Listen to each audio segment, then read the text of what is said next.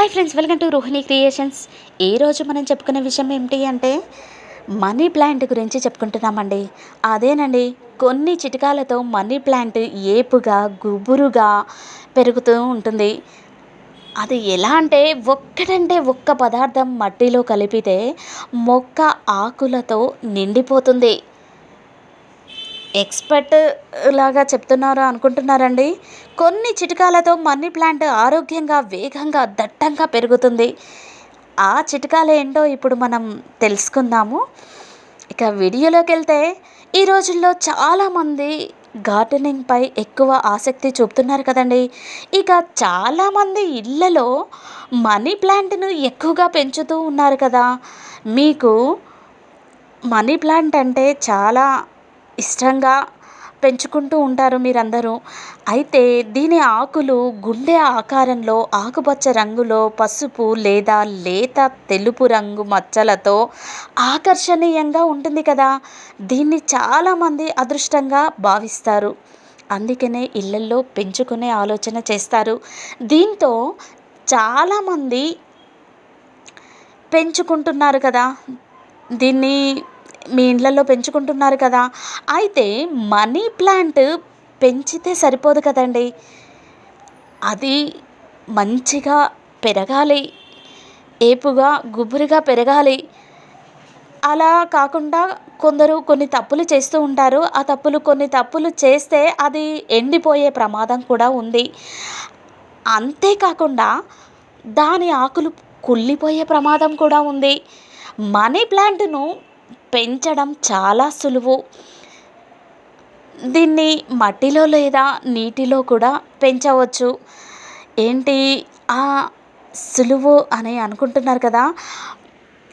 Money plant పరోక్ష కాంతిని ఇష్టపడుతుందండి. పరోక్ష కాంతి ఎక్కువగా ఉండే ప్రదేశం అంటే కిటికీకి దగ్గరగా కానీ నేరుగా ఎండ తగలకుండా మనీ ప్లాంట్ ఉంచండి. మొక్క ఆకులు పెద్దగా దట్టంగా పెరుగుతాయి. ఉదయం లేదా సాయంత్రం వేళలో లేత ఎండ తగిలినా పర్వాలేదు, కానీ మధ్యాహ్నం ఎండ మాత్రం తగిలితే ఆకులు కాలిపోతాయి. ఈ విషయాన్ని గుర్తుంచుకోవాలి. మొక్కను సరియైన ప్రదేశంలో ఉంచాలి. మట్టి పూర్తిగా ఆరిపోయిన తర్వాతనే నీరు పోయాలి. వేళ్ళ దగ్గర మట్టి తడిగా ఉంటే వేళ్ళు కుళ్ళిపోతాయి. వేళ్ళ దగ్గర ఒక అంగుళం మట్టిని చేతితో తాకి చూడండి. పొడిగా ఉంటేనే నీరు పోయండి. వేసవిలో తరచుగా, చలికాలంలో తక్కువగా నీరు అవసరం. ఆకులకు కూడా అప్పుడప్పుడు నీటిని చిలకరించండి. ఇది మొక్కకు తగిన తేమను అందిస్తుంది. ఇక ప్రతి నెల లేదా మధ్యలో మనీ ప్లాంట్ కుండల్లో ఆవు పేడ ఎరువును వేయాలి.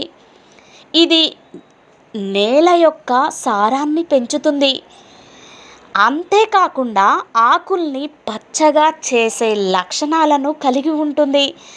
మీరు ఇంట్లో ఆవు పేడ ఎరువును తయారు చేసుకోవచ్చు, లేదా మార్కెట్ నుండి సేంద్రియ ఎరువును తీసుకురావచ్చు. మనీ ప్లాంట్ పచ్చగా, గుబురుగా చేయడానికి దాని మట్టిలో కొద్దిగా పసుపు కలపండి. ఇది ఫంగస్ క్రిములను చంపడంలో సహాయపడుతుంది. పసుపులో సహజ యాంటీ ఫంగల్స్ కనిపిస్తాయి. ఇది మనీ ప్లాంట్ కుళ్ళిపోకుండా, ఎండిపోకుండా కాపాడుతుంది. మనీ ప్లాంట్ దట్టంగా పెరగడానికి కత్తిరించడం చాలా అవసరమండి. మొక్క పొడవుగా పెరిగి అక్కడక్కడ ఖాళీలు కనిపిస్తున్నప్పుడు చివర్లను కత్తిరించండి. ప్రతిసారి కత్తిరించిన చోట 2 కొత్త కొమ్మలు పుట్టుకొస్తాయి. దీనివల్ల మొక్క మరింత దట్టంగా మారుతుంది. పసుపు రంగులోకి మారిన ఆకులను లేదా బలహీనంగా ఉన్న కొమ్మలను కత్తిరించండి.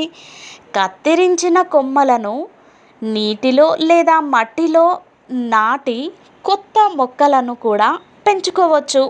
పెరుగుదల కాలంలో నెలకు ఒక్కసారి అయినా ద్రవ ఎరువు అంటే లిక్విడ్ ఫర్టిలైజర్ మొక్కకు అందించండి. ఎరువును తక్కువ మోతాదులో సూచించిన దానికిలో సగం అన్నమాట ఉపయోగించండి. లేకపోతే మొక్కకు హాని జరగవచ్చు. శీతాకాలంలో మొక్క విశ్రాంతి తీసుకుంటుంది కాబట్టి ఎరువు వేయవలసిన అవసరం లేదు. మొక్క వేర్లు కుండీ నిండా నిండిపోయినప్పుడు పెద్ద కుండీలోకి మార్చాలి. లేకపోతే మొక్క పెరుగుదల ఆగిపోతుంది. ఇక ప్రతి 1 లేదా 2 సంవత్సరాలకు ఒకసారి కుండీ మార్చడం మంచిది. నీరు సులువుగా ఇంకిపోయే మట్టిని ఉపయోగించండి.